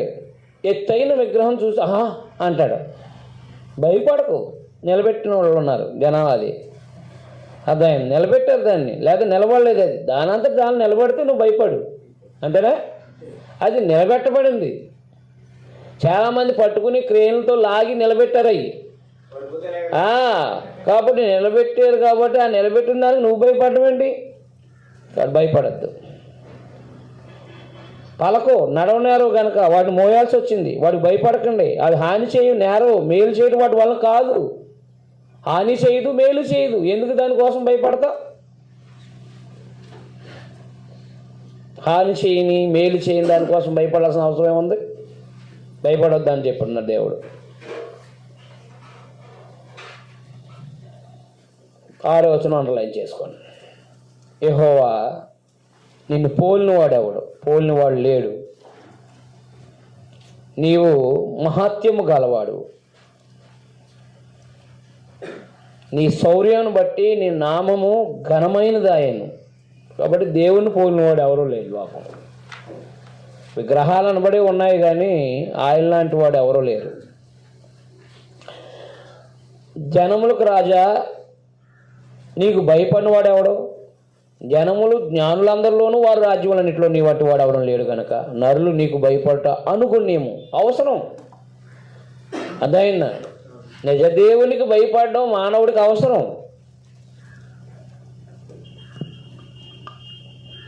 జనులు కేవలం పశుప్రాయులు, అవివేకులు, బొమ్మల పూజ వల్ల వచ్చే జ్ఞానం వ్యర్థం. తర్షీషు నుండి రేకులుగా సాగగొట్టబడిన వెండి, ఉపాధి నుండి బంగారం తెత్తుడు, అది పనివాని పనే కదా, పోతపోయేవాడు దాన్ని చేశాను. నీళ్ళ దోమల వర్తం అనేక రంగులు గల వస్త్రాలు వాడుకున్నవి, అవన్నీ నేర్పు గల పనివారి పనియే. యెహోవా నిజమైన దేవుడు, ఆయనే జీవం గల దేవుడు. అండర్లైన్ చేయండి 10వ వచనం. యెహోవాయే నిజమైన దేవుడు, అంతే. ఆయనే జీవం గల దేవుడు, సదాకాలం ఆయనే రాజు. ఆయన ఉగ్రత భూమి కంపించును, జనములు ఆయన కోపము సహింపలేదు. సరే, కాబట్టి ఆయన పోలిన వాళ్ళు లేడు. విగ్రహాలతో ఏం పోలుతారు? దాన్ని అందుకనే దేవుడు యెషయా గ్రంథంలో చెప్పాడు కదా, నన్ను దేనితో పోల్చుదురు, మీరు నన్ను దేనితో పోల్చుదురు అని దేవుడు అడిగాడు. కాబట్టి యెహోవాయే నిజమైన దేవుడు. కానీ వీళ్ళు విగ్రహాల వైపుకి వెళ్ళిపోయారు కాబట్టి విగ్రహాలకు భయపడకండి మీరని చెప్తున్నాడు దేవుడు ఇర్మియా ద్వారా. విగ్రహాల వైపు వెళ్ళిపోయారు, విగ్రహ సంబంధం ఆచారాలు చేస్తున్నారు. వీళ్ళు విగ్రహాలకి భయపడకండి, వాటి ఆచారాలకి వాడు అవన్నీ వ్యర్థం. ఇవేమో మొయ్యలు, ఇవి మేలు చేయవు కీడు చేయవు, నిలబెట్టడానికి భయపడతారు ఎందుకు? నిజమైన దేవుడికి భయపడండి. జీవం గల దేవునికి ఆయన ఉగ్రతను సహించగలిగిన వాడేవాడు. 11వ వచనం, మీరు వారితో ఇలాగ చెప్పవలను, ఆకాశం భూమి సృష్టింపని ఈ దేవతలు భూమి మీద ఉండకుండా ఆకాశం కింద ఉండకుండా నశించును. ఆయన తన బలము చేత భూమిని సృష్టించెను, తన జ్ఞానం చేత ప్రపంచమును స్థాపించెను, తన ప్రజ్ఞ చేత ఆకాశం విశాలపరచెను. ఆయన ఆజ్ఞయిగా జలరాశులు ఆకాశమండలంలో పుట్టును, భూమి అంత భాగంలో ఉండి ఆయన ఆవిరి ఎక్కజేయను. వర్షం కలుగునట్లుగా ఆయన మెరుపులు పుట్టించును, తన ధనాగారంలోని గాలిని రావించును. తెలివి లేని ప్రతి మనుషుడు ప్రతిపాయుడు పోతపోయే ప్రతి వాడు తాను చేసిన విగ్రహాన్ని బట్టి అవమానం నొందుచున్నాడు. దేవుడు ఏం చేశాడంట? 12వ వచనంలో భూమిని సృష్టించాడంట. తన బలము, భూమిని సృష్టించింది తన బలం, శక్తి. తర్వాత ప్రపంచాన్ని నిర్మించినది ఆయన జ్ఞానం. ఆయన ప్రజ్ఞ చేత ఆకాశ విశాలను పరిచాడనమాట. జ్ఞానం చేత ఏం చేశాడు? ఏది ఎక్కడ ఉంచాలో, ఏది ఎలా చేయాలో చేశాడనమాట. బలము ఆయన జ్ఞానమే, బలము జ్ఞానమే ఏం చేస్తాయి అన్నమాట. ఈ రూపురేఖలు అనేవి సృష్టించబడటం, లేనివి రావటం, ఆ వచ్చినవి ఎక్కడెక్కడ అమర్చాలో జ్ఞానం అన్నమాట. కొంతమందికి సామానం ఉంటుంది కానీ అమర్చడం రాదు. ఇంట్లో సామాగ్రి ఉంటుంది చాలామందికి, ఏం రాదు? అమర్చడం రాదు. అమర్చడానికి ఏముండాలి? జ్ఞానం ఉండాలి. తిరిగే కాడ ఫ్రిడ్జ్ పెడతారు, తిరిగే కాడ ఎక్కడైతే తిరుగుతామో ఎక్కువ అక్కడ ఏదో అడ్లు పెడతారు. అదే అయిందండి. కాబట్టి దేవుడు ఏం చేశాడనమాట, ఎక్కడ ఆకాశం ఉండాలో, ఎక్కడ భూమి ఉండాలో, ఎక్కడ సూర్యచంద్ర నక్షత్రాలు ఉండాలో తన జ్ఞానం చేత అవన్నీ అమర్చాడు. బలము చేత కలిగించాడు. సూర్యుడు కలుగును గాక, చంద్రుడు కలుగును గాక, భూమి కలుగును గాక. అవునా? తన బలము చేత చేశాడు, తన జ్ఞానం చేత అమర్చిపెట్టాడు. అది కాబట్టి విగ్రహాలు అనేవి అందుకనే దేవుడు ఎక్కడి నుంచి వర్షం, గాలి ఎలాగా ఎలా రావాలో అవన్నీ కూడా సిస్టమేటిక్గా ఏర్పాటు చేశాడు. అవి వస్తున్నాయి అంటండి. తెలివి లేని ప్రతి మనుషుడు పశుప్రాయుడు. వివేకం కలిగి దేవుడిని ఎతకాలన్నాడు. వివేకం లేనివాడు దేవుడిని ఎతకలేడు. కాబట్టి చేసిన ఇక్కడ అవమానం ఉంటాడు. అతడు పోత పోసింది మాయారూపం, అందులో ప్రాణమేమీ అవి ఆశను చెడగొట్టు మాయా కార్యములు. విమర్శ కాలంలో అవి నశించిపోవును, తీర్పు కాలంలో ఏమవుతాయి? నశించిపోయాయి. యాకోబు స్వాస్థ్య మగువాడు, వాటి వంటి వాడు కాడు. యాకోబు దేవుడు అలాంటి వాడు కాడు. ఆయన సమస్తము నిర్మించువాడు. అండర్లైన్ చేయండి. ఆయన సమస్తమును నిర్మించినవాడు. ఇశ్రాయేలు ఆయన స్వాస్థ్యముగా ఉన్న ప్రతి గోత్రము సైన్యములు కదా యెహోవా అని ఆయనకి పేరు. నివాసిని ముట్టడి వేచిన దేశం విడిచి వెళ్తుకే నీ సామాగ్రి కూర్చుకోనము. యెహోవా ఈ మాట సెలవిస్తున్నాడు, నేను ఈ వేళని ఈ దేశ నివాసులను విసిరివేయుచున్నాను. వారు పట్టబడవలనని వారిని ముట్టడి వేయించున్నాను. కటకట నేను గాయపడుతుంది, నా దెబ్బ నొప్పి పెడుతుంది. అయితే ఈ దెబ్బ నాకు తగినదే అనుకుని నేను దాన్ని సహించదును. నా గుడారం చినిగిపోయాను, నా త్రాళాన్ని తెగిపోయాను. నా పిల్లలు నా ఎద్దు నుండి తొలగిపోయి ఉన్నారు, వారు లేకపోయారు. ఇక మీద నా గుడారం వేటిగా నా తెరలెత్తుటిగా ఎవడో లేడు. కాపర్లు పశువు ప్రాయులై యెహోవా యొద్ద విచారణ చేయదు కనుక వారే వర్ధలెక్కున్నారు. వారి మందలన్నీ చెదిరిపోతున్నాయి. ఆలకించండి, ధనుపుడుతుంది దాని రాకధ్వని వినబడుతుంది. యోధా పట్టణాలు పాడైన స్థలముగా చేటుకు నక్కలకు చోటుగా చేటుకు ఉత్తర దేశం నుండి వచ్చిన గొప్ప అల్లరి ధ్వని వినబడుతుంది. యెహోవా తమ మార్గును ఏర్పరచుకుంటే నరుల వశంలో లేదనియు. 23వ వచనం అండర్లైన్ చేయండి. యెహోవా తమ మార్గమును ఏర్పరచుకుంటే నరుల వశంలో లేదనియు, మనుషులు తమ ప్రవర్తన యందు సన్మార్గం ప్రవర్తించడం వారి వశంలో లేదని నేను ఎరుగుదును. దేవుడు చెప్తేనే కదా సన్మార్గం అంటే ఏంటో తెలిసేది. అందుకని ఎవరికాడే మంచి మార్గం ఎన్నుకోలేడు. యెహోవా నీవు నన్ను బొత్తుగా తగ్గింపుకున్నాను, నీ కోపాన్ని బట్టి నన్ను శిక్షింపగా, నీ న్యాయ విధిని బట్టి నీ నామమును బట్టి ప్రార్థన నీ భోజనాల మీద నీ ఉగ్రత కుమ్మరించుము. వారు యాకోబు మింగివేస్తున్నారు, నిర్మూలన చేయవాలని వారు అతను మింగుతున్నారు, వారి నివాసమును పాడు చేస్తున్నారు. 10వ అధ్యాయంలో అనుజనుల ఆచారాలు వ్యర్థములని వారి విగ్రహములు మంచి కానీ మేలు చెడు కానీ చేయవని, అన్యజనుల యొక్క ఆచారములు వ్యర్థములని, వారి విగ్రహములు మంచి కానీ మేలుగా కీడు కానీ మేలు కానీ చేయవని తెలియపరిచి, సమస్తమును సృజించిన అది దేవుడే అని తెలియపరచుట. అనుజనుల యొక్క విగ్రహాలు, అనుజనుల ఆచారాల వ్యర్థములనియు, వారి విగ్రహములు మంచి కానీ చెడు కానీ చేయలేవని, మేలు కానీ చెడు కానీ చేయలేవని తెలియపరిచి, ఆయనే సమస్తమును, దేవుడే సమస్తమును సృజించే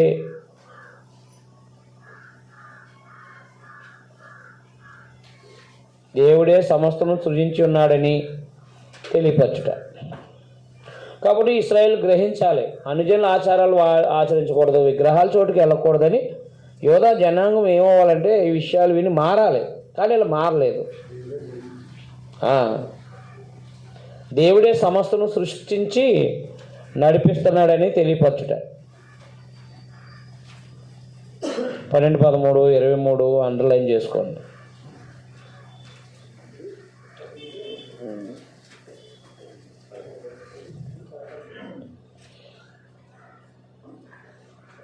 పదకొండు అధ్యాయం.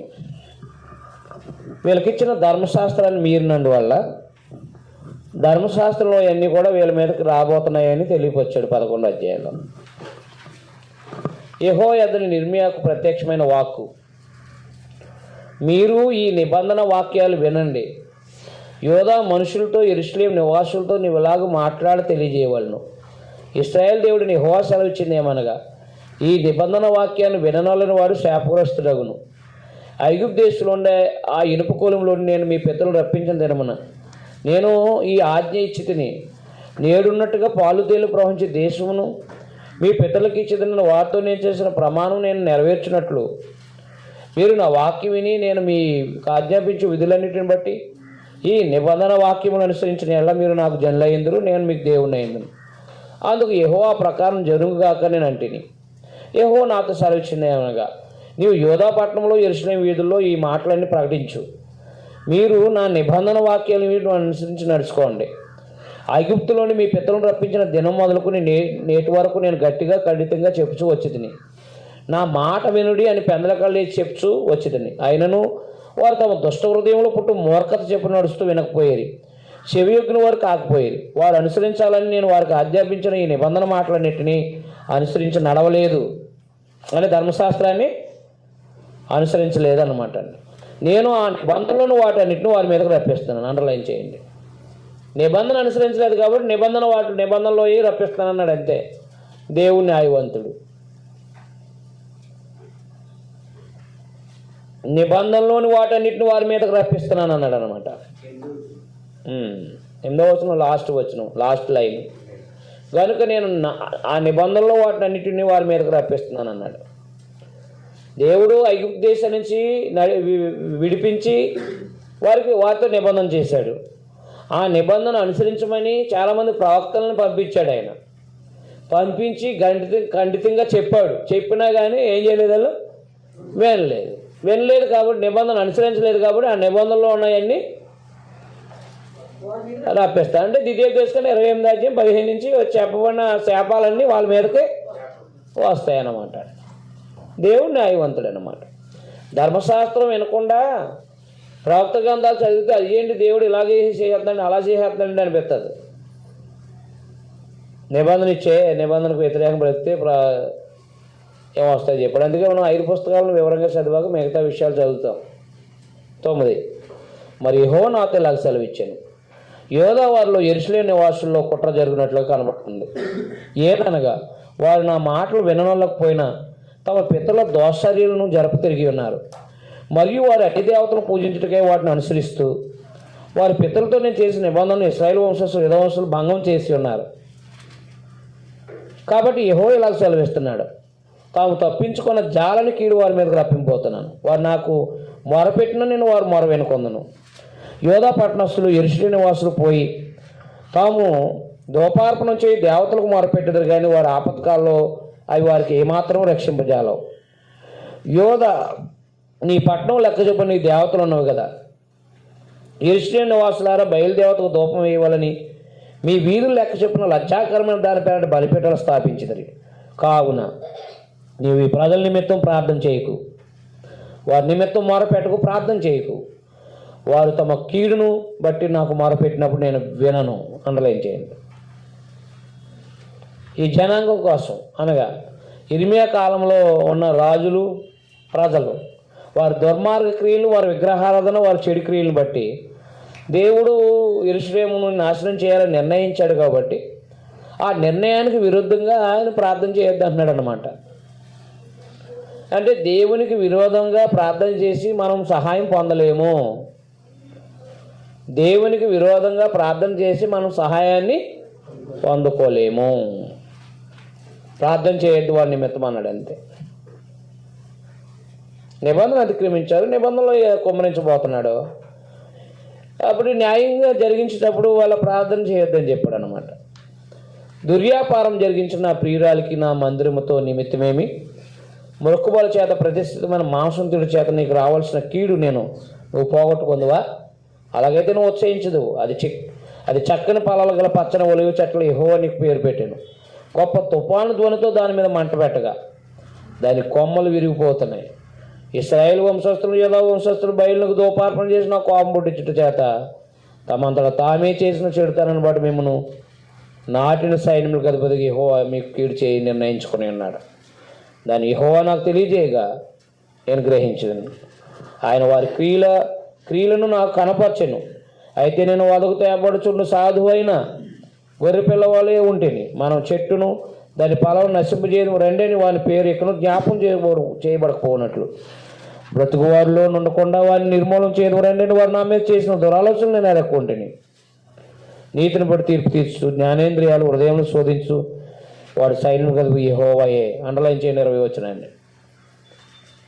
నీతిని బట్టి తీర్పు తీర్చు, జ్ఞానేంద్రియములను హృదయమును పరిశోధించు వాడు సైన్యములకు అధిపతులకు యెహోవాయే. యెహోవా, నా వ్యాజ్య భారం నీ మీద వేచున్నాను, వారికి నీవు చేపెద్దాన్ని నన్ను చూడనిమ్ము.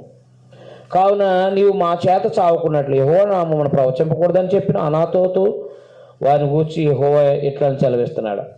సైన్యములకు అధిపతికి యెహోవా వారిని గూర్చి సెలవిచ్చినదేమనగా, నేను వారిని శిక్షించబోతున్నాను.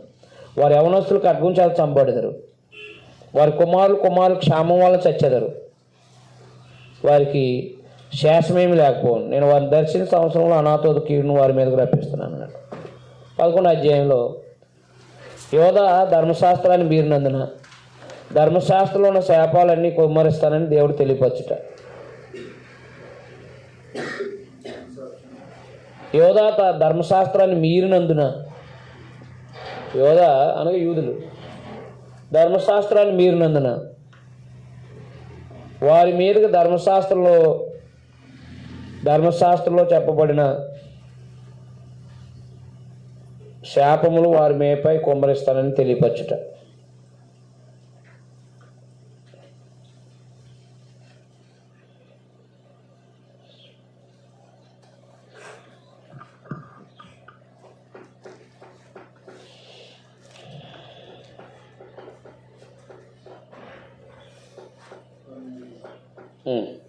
పన్నెండవ అధ్యాయం.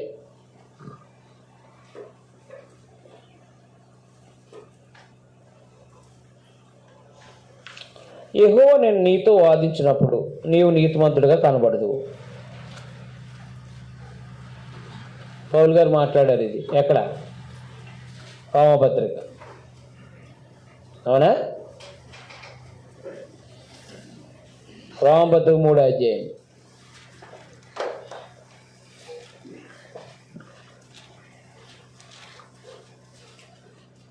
నాలుగో వచనం, 3వ అధ్యాయం 4వ వచనం. నీ మాటలో నువ్వు నీతిమంతులు తీర్చబడినట్టు నీవు వ్యాజ్యమన్నప్పుడు గెలిచినట్లు నువ్వు రాయబడిన ప్రకారం.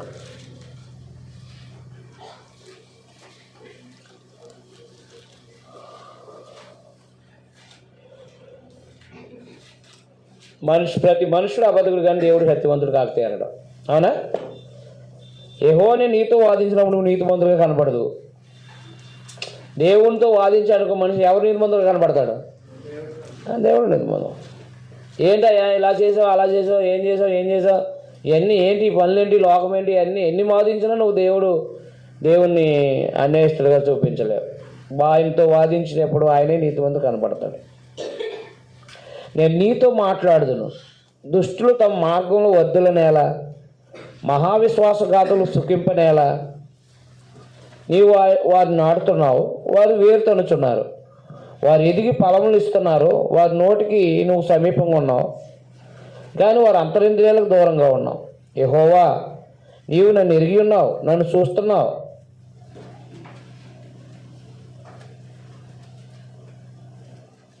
నా హృదయం నీ పట్ల ఎట్లున్నది నీవు చూసి శోధిస్తున్నావు. వదకు ఏర్పడిన గొర్రెల వల్లే వాటిని హతము చేయము, వద దినమునకు వారిని ప్రతిష్ఠించము. భూమి ఎన్నాళ్ళు దుఃఖింపవలను, దేశమంతట్లోని గడ్డి ఎన్నాళ్ళు ఎండిపోవాలని అతడు మన అంతము చూడడని దుష్టులు చెప్పుకొని చుండగా, దేశంలో నివసించే వారి చెడుతనం వలన జంతువులు పక్షులు సమసిపోతున్నవి. నీవు పాదచారులతో పరిగెత్తగా వారు నిన్ను అలయగొట్టిరి కదా. నువ్వు రౌతులతో ఎలాగ పోరాడదు? నెమ్మదిగా స్థలం నువ్వు క్షేమంగా ఉన్నావు కదా. యోర్దాను ప్రవాహంగా వచ్చినప్పుడు నువ్వేం చేయదు? నీ సహోదరులు సైతము, నీ తండ్రి ఇంటి వారు సైతం నీకు ద్రోహం చేయుచున్నారు. నీ వెంబడి గేలి చేదురు, వారు నీతో దయగా మాట్లాడుతున్నాను, వారిని నమ్మకూడదు. నా మందిరము నేను విడిచి ఉన్నాను, నా స్వాస్థ్యం నేను విసర్జించి ఉన్నాను, నా ప్రాణ ప్రియురాలను ఆమె శత్రువుల చేతికి అప్పగించి ఉన్నాను. 7వ వచనం అండర్లైన్ చేయండి. యోధ అనగా యెరూషలేమును దేవుడు విడిచిపెట్టేశాడు అనమాట. ప్రాణ ప్రియురాల్ని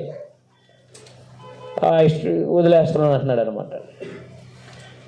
నా స్వాస్థ్యము నాకు అడవిలో సింహం వంటిది అయిను, ఆమె నా మీద గర్జిస్తుంది కనుక నేను ఆమెకు విరోధనైతిని. నా స్వాస్థ్యము నాకు పొడల కోరపక్ష అయిన, కోరపక్షులు దాని చుట్టూ కూర్చున్నవా? రండి, అడవి జంతువుల నిన్ను పోగు చేయడి, మింగివేటికే అవి రావాలను.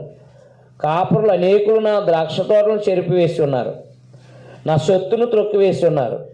నాకు ఇష్టమైన పొలము పాడుగాను ఎడారిగాను చేసి ఉన్నారు. వారు దాన్ని పాడు చేయగా అది పాడై నన్ను చూసి దుఃఖిస్తుంది. దాని గురించి చిందించేవాడు అక్కడ లేడు కనుక దేశమంతా పాడైపోయింది. పాడు చేయవారు అరణ్యమందుల చెట్లు లేని మెట్ల ఇంటి మీద వస్తున్నారు. దేశం యొక్క ఈ కోణ నుండి ఆ కోణ వరకు యెహోవాకు అడుగులు తిరుగు శాతం చేసిన శరీరంలో క్షేమం ఏమీ లేదు. జనులు గోధుమలు చల్లి ముండ్ల పంట కోయదురు, వారు అలసట పడుతున్నారు కానీ ప్రయోజనం లేకపోయాను. యెహోవా కోపాగ్ని వాళ్ళ కోతకు పంట లేక మీరు సిగ్గుపడుతురు. నేను నా జనులైన ఇశ్రాయేలును స్వాధీనపరిచిన స్వాస్థ్యాన్ని ఆక్రమించుకొని దుష్టులకు నా పొరుగు వారిని గురించి యెహోవా ఇలాగ సెలవిస్తున్నాడు. నేను వారి దేశం నుండి వారిని పెళ్ళగింతును, మరియు వారి మధ్య నుండి యోధవారిని పెళ్ళగింతును. వారిని పెళ్ళగించిన తర్వాత నేను మరలా వారి ఎలా జాలిపడుదును. ఒక్కొక్కరిని తన స్వాస్థ్యం, ఒక్కొక్కరిని తన దేశంలో వారిని రప్పింతును. బయలుతోడిన ప్రమాణం చేయుట వారు నా ప్రజలకు నేర్పినట్టుగా యెహోవా జీవంతోడిన నా నామాన్ని ప్రమాణం చేయుటకై తాము నా ప్రజల మార్గములను జాగ్రత్తగా నేర్చుకుని వారు నా ప్రజల మధ్య వర్ధిల్లుదురు. అయితే వారు నా మాట విననోళ్ళని నేను ఆ జనాన్ని వేరుతో పెళ్ళగించి బొత్తిగా నాశనం చేతును. ఇదే యెహోవా వాక్ అన్నమాట. కాబట్టి 12వ అధ్యాయంలో ఏం చెప్పాడు?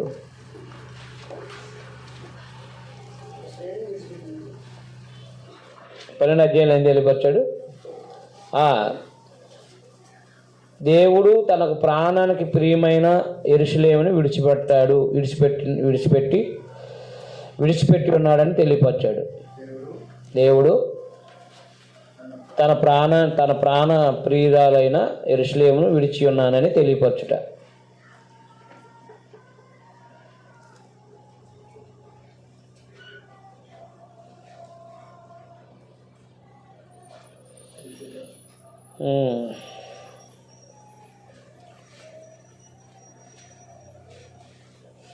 ఇప్పుడు ఆయన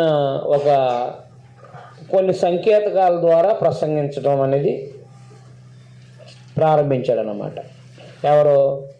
యిర్మీయా. మనం చూసాం కదా నిన్న. ఒకటి నడికట్టు ద్వారా, నడికట్టు పాడైపోయినట్టుగా ఇశ్రాయేలు పాడైపోతారని తెలియపరిచాడు.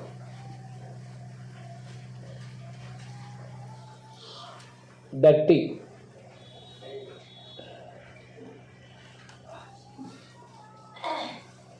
పాడైనట్టుగా పాడవుతారు అన్నాడు అనమాట.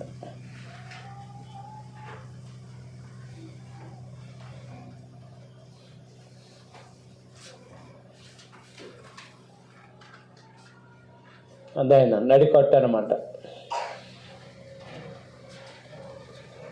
ఇక్కడ నుంచి 13వ అధ్యాయం నుంచి ఒక సంకేతకంతో అంటే ఒక దాంతో పోల్చి మాట్లాడుతున్నాను. అంటే ఒక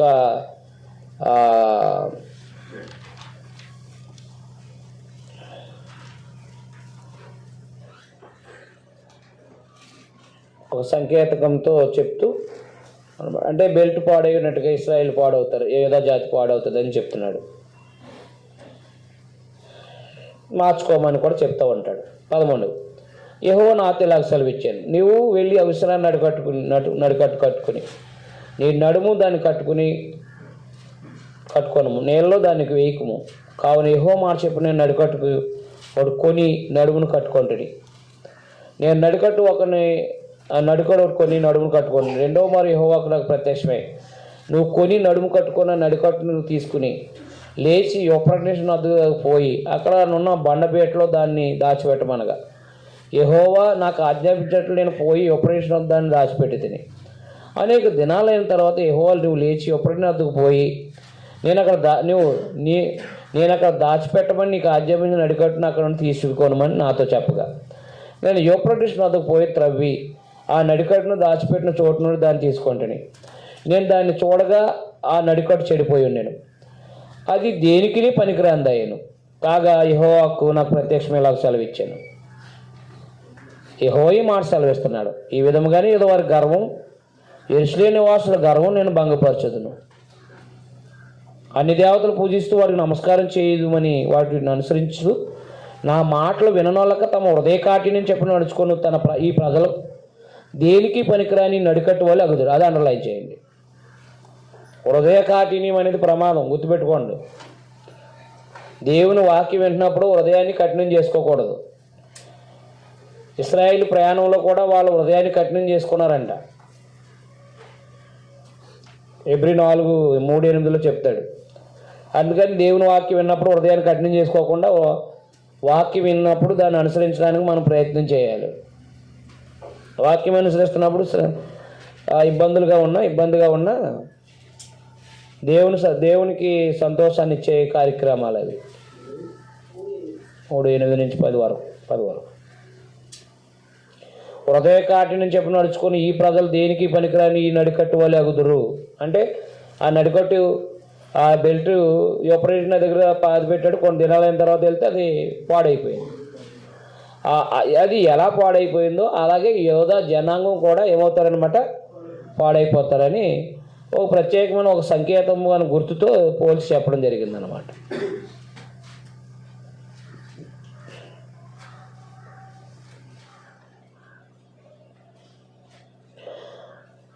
నాకు కీర్తి స్తోత్ర మహిమలు కలుగుటకై, జాగ్రత్త పెట్టుకోండి, అక్కడ కీర్తి స్తోత్ర మహిమలు కలుగుటకై వారు నా జనముగా ఉన్నట్లు నేను ఇశ్రాయేలు వంశస్థులందరినీ యోధా వంశస్థులందరినీ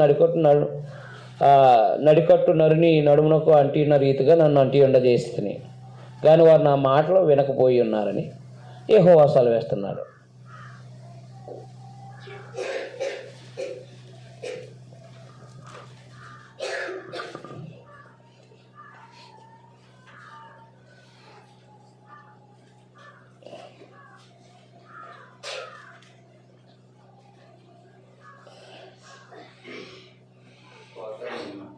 స్తోత్రం.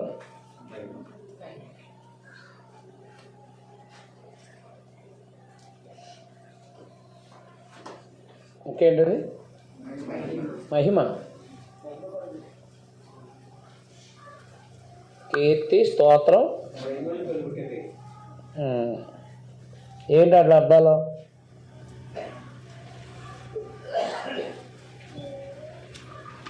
స్తుతియు మహిమ ఘనత నీకే కలుగును ఉన్నాయి కదా కీర్తనలో. ఏంటి అసలు? మహిమ, గ్లోరీ గ్లోరీ గ్లోరీ అంటూ ఉంటాడు ఇంగ్లీష్లో. మళ్ళా తెలుగులో మహిమ అన్నాడా, మళ్ళా గ్లోరీ గ్లోరీ గ్లోరీ అంటే ఏంటి? అది మహిమే, అది ఇంగ్లీష్లో అన్నావు అంతే. మరి నాకు గ్రీక్ వచ్చు కాబట్టి నేను కూడా అన్నా, అది ఎబ్రి వచ్చు కాబట్టి ఎబ్రిలో అన్నా. అనకూడదు, అప్పుడు ఇంకొకటి అవుతుంది. అవునా? మహిమ మహిమ గ్లోరీ గ్లోరీ అనొచ్చా?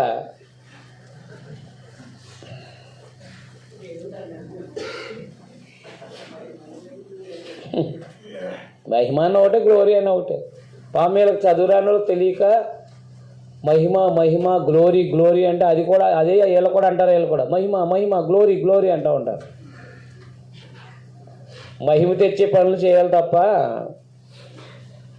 ఒకనే మహిమ మహిమ అంటే రాదు కదా. ఒకసారి యోహాను సువార్త 15:8 దేవునికి మహిమ ఎలా వస్తుందో చెప్పాడు.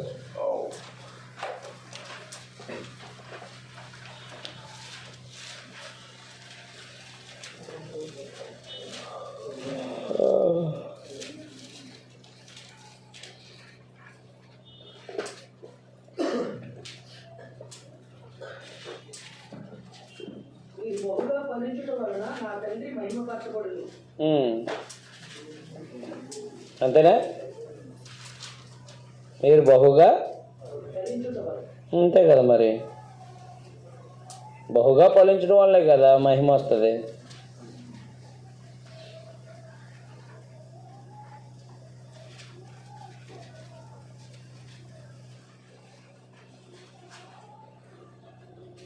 అందుకని ఫలించుకోకుండా మహిమ ఎక్కడి నుంచి వస్తుంది?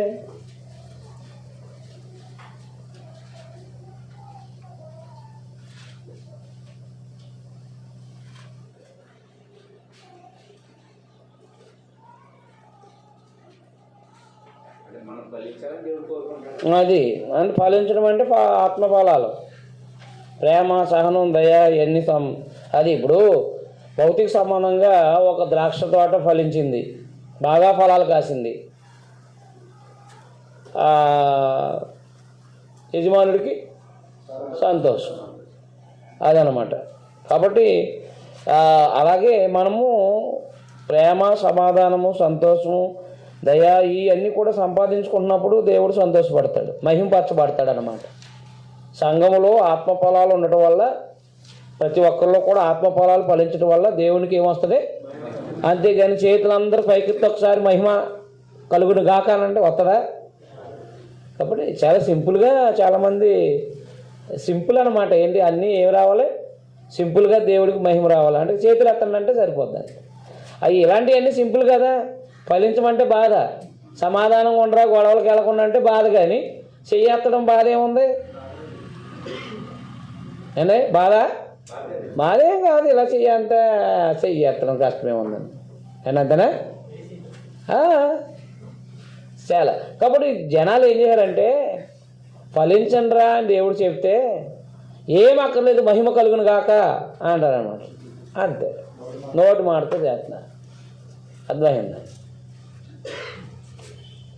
ఎంత సింపుల్ఫై చేసుకున్నారో చూడండి పనులన్నీ. సింపుల్ఫై చేసుకున్నారా లేదా? మరి అలా వస్తుందా దేవునికి? అంటే మానవ పద్ధతులను బట్టి దేవుని మహింపరచకూడదు, మానవ పద్ధతులను బట్టి దేవుడికి చెయ్యొద్దు అన్నాడు విజయోపదేశ కాండంలో. తెలుసా మీకు? మానవ పద్ధతులను బట్టి ఏం చేయొద్దు అన్నాడు?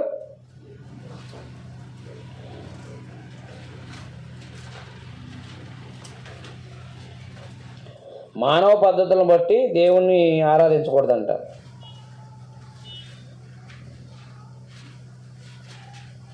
స్తుతులు, మహిమ చదవండి ఒకసారి.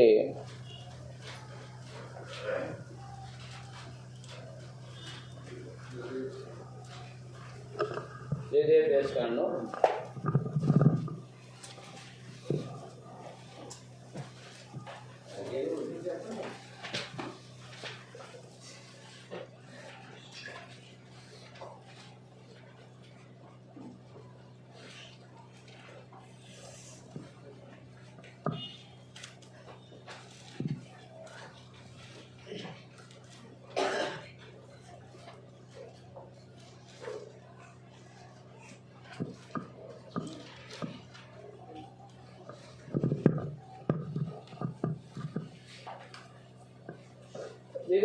12వ అధ్యాయంలో ఒకటేమో దేవతలు చేసినట్టు చేయొద్దు అన్నాడు,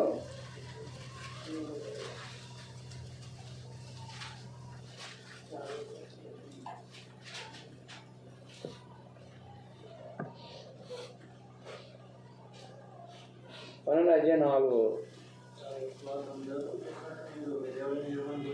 చేయకూడదు. తర్వాత మానవ పద్ధతులను బట్టి కూడా చేయకూడదని చెప్తాడు. మానవ పద్ధతులను బట్టి దేవునికి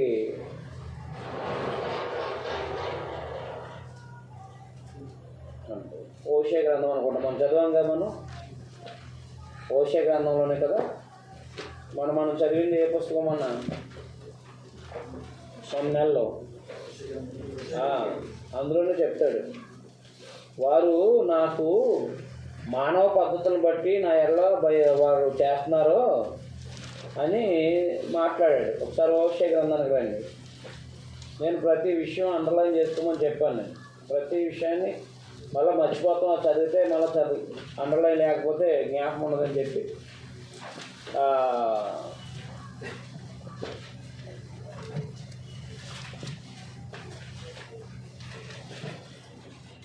మనకి పాత నిబంధన ప్రవక్తల గ్రంథాలు తెలిస్తేనే మనం చేసే పనులన్నీ కరెక్ట్గా ఉన్నాయో లేదో తెలుస్తుంది. అర్థమైందండి?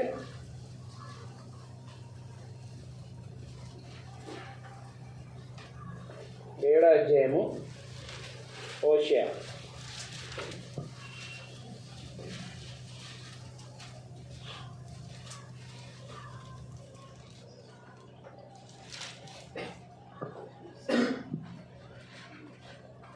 ఇశ్రాయేలీయులు మానవ పద్ధతులను బట్టి మానవ పద్ధతులను బట్టి నాకు అర్పిస్తున్నారని చెప్తాడు. 7వ అధ్యాయమా 13వ అధ్యాయమా?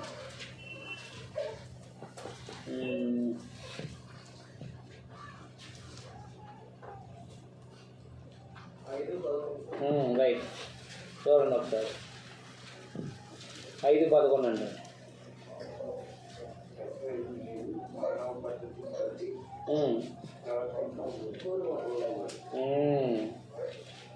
మానవ పద్ధతులను బట్టి ప్రవర్తింపగోరు వారు.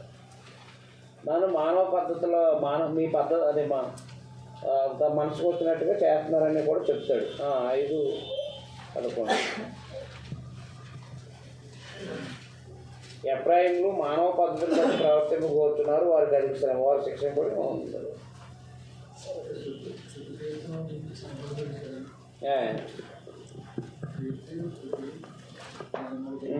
కీర్తి స్తోత్రించడం అంటే స్తుతులు అంటే ప్రశంసించడం, దేవుని ప్రశంసించడం అన్నమాట.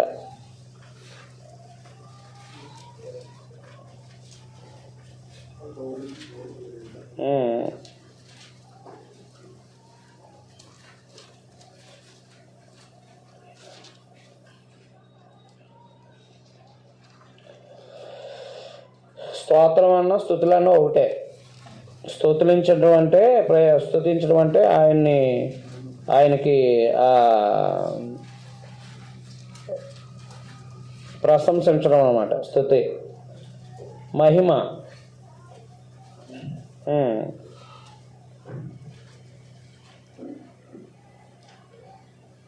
హీబ్రూలో తిఫారా అంటే మహిమ.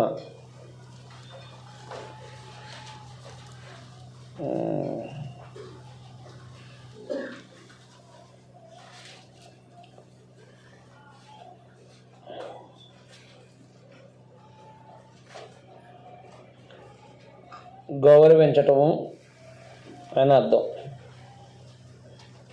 గొప్ప చేయటము, గౌరవించటం. టిప్ హారా అన్నమాట. టిప్ హారా అన్నమాట. టిప్ హారా అంటే గౌరవించటం, గొప్ప చేయటం. ఆయన మాటల ప్రకారం చేయటమే కదా. కదండి. హీబ్రూలో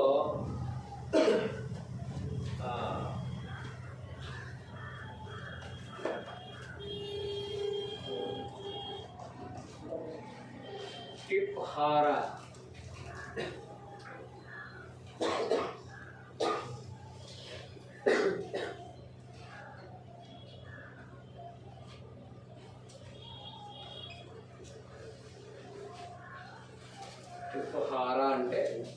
మహిమ.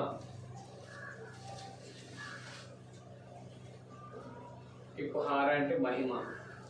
స్తోత్రం అంటే హల్లెలూయా. తెలుసా? హల్లెలూయా, హల్లెలూయా.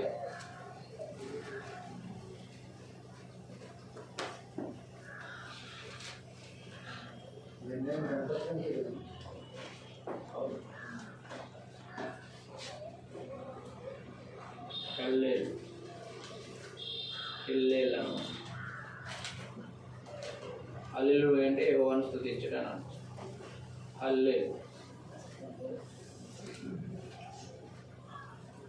హల్లాల్ అని కూడా అనొచ్చు. హల్లాల్.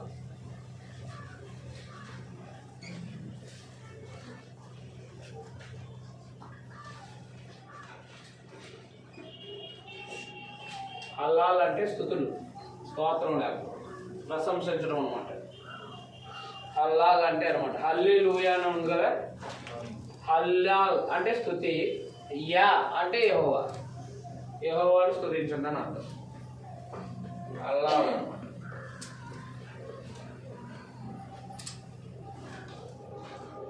రైట్.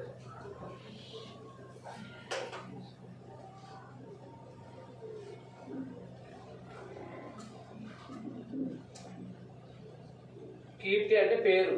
కీర్తి అంటే ఆయన పేరు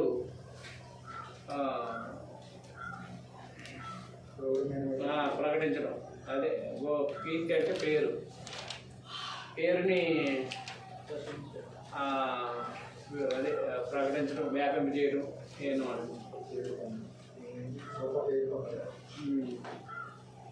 వ్యాపింప చేయడం, ఆయన కీర్తిని వ్యాపింపజేయడం. అదే షేమ్ అన్నాడు. షేమ్ అంటే పేరు కూడా వస్తుంది. ఇక్కడ కీర్తి అంటే షేమ్ అని ఇచ్చాడు అనమాట. షేమ్ అంటే పేరు అని అర్థం.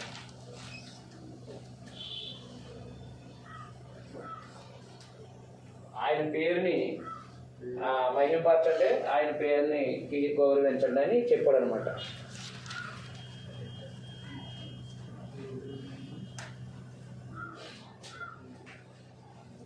షేమ్ అంటే పేరు.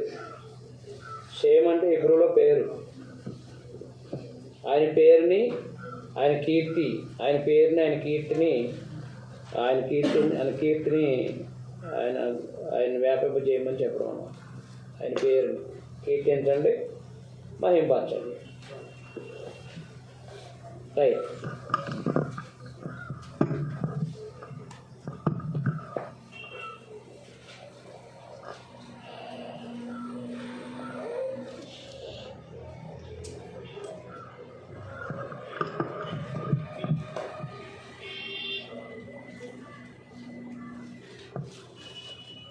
ఈ మాట మనకి తెలియలేదు. మానవ పద్ధతులను బట్టి నన్ను ఆరాధిస్తున్నారు అనే మాట ఉంటుంది.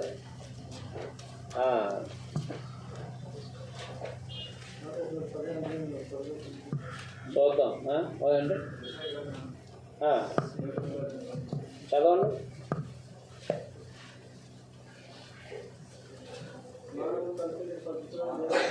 కదా, మానవులు కలిసి నేను పద్ధతులు దైవోపదేశం బోధిస్తున్న వ్యర్థంగా ఆడలేదు. అంతే.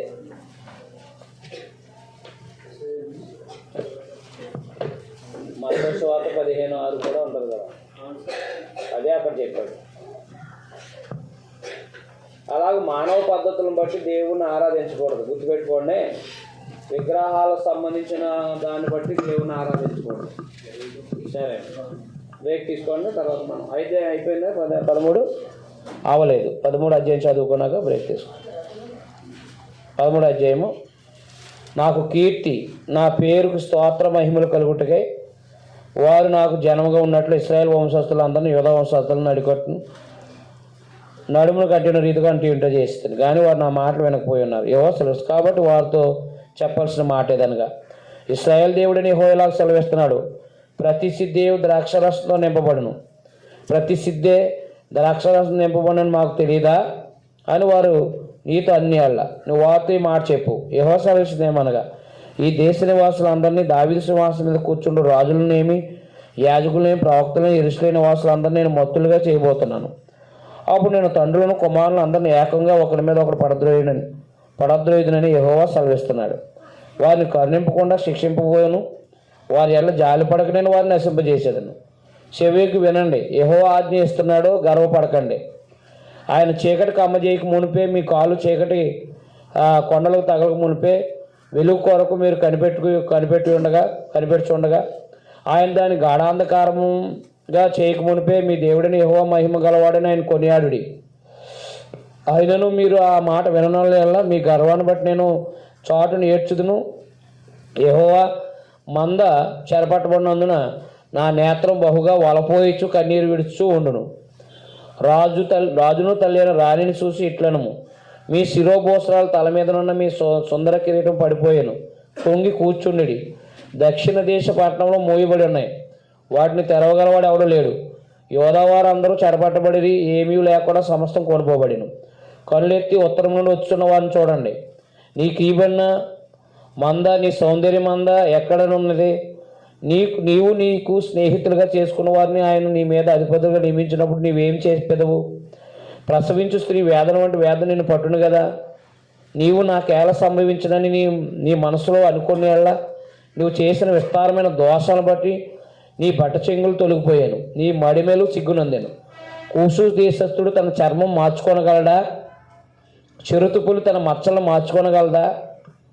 మార్చుకోనగలిగిన ఎలా కీడు చేయటం మాటకి అలవాటు పడినవాడు మీరు మేలు చేయ వలపడును. కాబట్టి అడవి గాలికి పట్టుకు ఎగురినట్లు నేను వారిని చెదగొట్టేదను. నువ్వు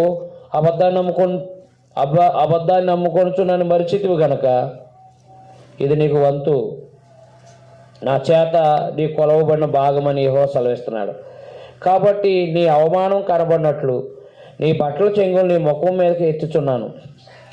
నీ వ్యభిచారమును, నీ సకిలింపును, నీ జార కార్యాలు, కామాతురతను నేను ఎరుగుదును.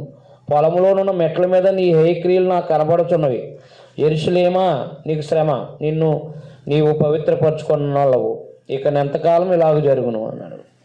13వ అధ్యాయంలో ఒక బెల్టు అంటే నడికట్టు పాడైపోయినట్టుగా యోధ పాడవుననియు,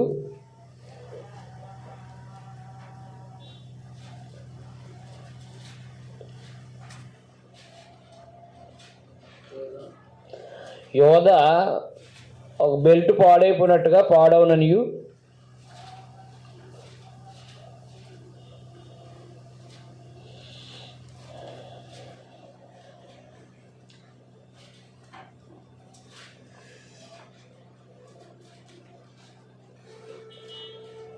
యెరూషలేములో ఉన్న రాజులు వారి భార్యలు, అలాగే యాజకులు, వీళ్ళందరూ కూడా, యెరూషలేములో ఉండే ప్రధానులు అందరూ కూడా చెరపట్టబడతారని, యెరూషలేములో ఉన్న ప్రధానులు అందరూ కూడా చెరపట్టబడునని తెలియపరచుట. నాశనము చెర ఈ రెండు వారికి కలుగుతాయని తెలియపరచాడు అన్నమాట.